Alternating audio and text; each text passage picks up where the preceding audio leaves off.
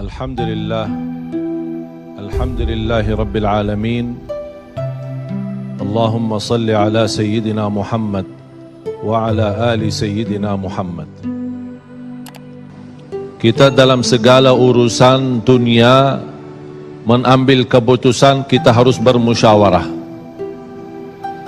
Tapi kalau dalam hal ibadah tidak semestinya bermusyawarah.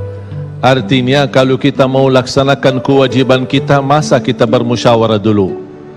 Allah Subhanahu wa taala memanggilkan kita untuk menunaikan salat kita 5 waktu, tidak perlu dimusyawarahkan.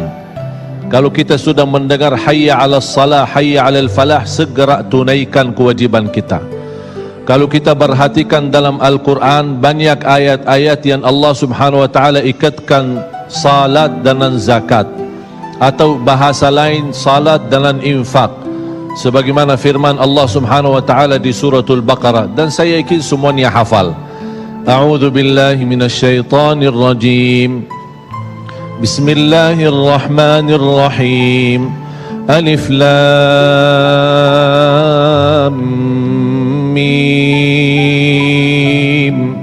Dzalikal kitabu la raiba fihi hudan lil muttaqin. Alkitab ini petunjuk bagi siapa? Bagi muttaqin. Dan Allah menjelaskan sifat-sifat mereka. Kalau kita ingin meniru mereka, ingin bergabung bersama mereka, ingin menjadi seperti mereka, ikutilah penjelasan Al-Quran. Siapa sih al-muttaqin ini? Allah Subhanahu wa taala sebutkan, الذين يؤمنون بالغيب ويقيمون الصلاة ومما رزقناهم ينفقون. Mereka adalah yang beriman tentang gaib.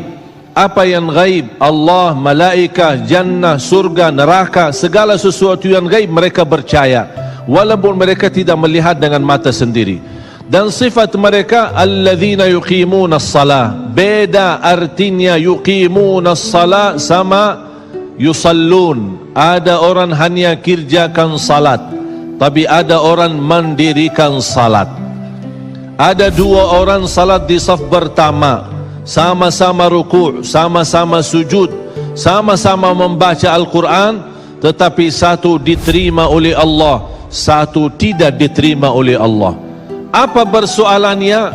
Karena satu menghadap Allah dengan hatinya, dan satu hanya menghadap Allah dengan fisik badannya. Makanya kita melihat orang yang salat dengan hatinya, nikmat salatnya, bisa tenang bacaannya, tenang rukuknya, tenang sujudnya. Beda sama orang yang buru-buru melaksanakan salat. Saya pernah masuk satu masjid, habis saya tahiyatul masjid duduk. Saya melihat seorang baru masuk dan juga tahiyatul masjid.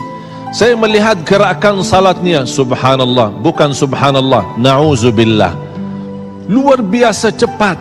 Saya hanya menangkapi bacaan gerakan salatnya. Saya baca Al-Fatihah, saya baru selesai waladdallin amin, dengan saya mencuba bagaimana bandingkan bacaan Al-Fatihah dengan salat beliau, dia sudah sampai ke tahiyat, padahal baru saya selesai surat Al-Fatihah. Salat apa ini yang kita kerjakan? Banyak orang-orang berlomba-lomba seolah-olah ada juara. Siapa yang paling cepat selesai salat dapat juara 1. Inilah yang terjadi dalam keadaan kita. Makanya kita merasa tidak nikmat salat kita.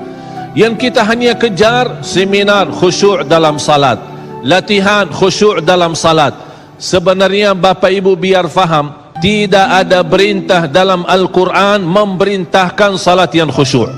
Tidak ada perintah dari Rasul salat yang khusyuk. Salat khusyuk itu apa? Salat yang khusyuk hasil dari salat yang tenang. Allah perintahkan ketenangan dalam salat. Ar-Rasul SAW memerintahkan ketenangan dalam salat. Kalau sifat khusyuk adalah sifat orang mukmin yang melaksanakan salat tumaknina. Qad aflahal mu'minun alladzina hum fi salatihim khashi'un. Ketika ada seorang datang ke masjid di zaman Rasulullah sallallahu alaihi wasallam, masuk masjid, tahiyatul masjid, selesai salat, dia datang kepada Rasul mau salaman. Rasul tidak menjawab. Bahkan Rasul berkata, salli fa innaka lam tusalli salatlah karena kamu belum salat. Dia pergi ke depan, salat lagi, selesai balik lagi bertemu Rasul. Mau salaman, Rasulullah SAW tidak menjawab. Salli fa innaka lam tusalli, salat dulu karena kamu belum salat. Sampai 3 kali dikasih tahu oleh Rasulullah SAW. Akhirnya orang berkata, mohon maaf ya Rasulullah, saya tidak tahu selain ini salatku. Gimana? Kata Rasulullah SAW, fa idza qumta faqum mutma'inna. Kalau berdiri, berdiri tenang, tumaknina. Tumaknina salah satu rukun di dalam salat. Tidak sah salat seorang tanpa Al-Fatihah, betul? Sama tidak sah salat seorang tanpa tumaknina. Baca tenang, rukuk yang tenang, sujud yang tenang, wallahi akan terasa nikmat. Dari hasil ketenangan dan upaya dan ikhtiar kita akan muncullah rasa khusyuk. Karena khusyuk bukan sesuatu yang datang dari luar, tapi khusyuk sudah ada di dalam hati. Tinggal bagaimana cara dikelola, bagaimana bisa dikembangkan cara salat yang tenang.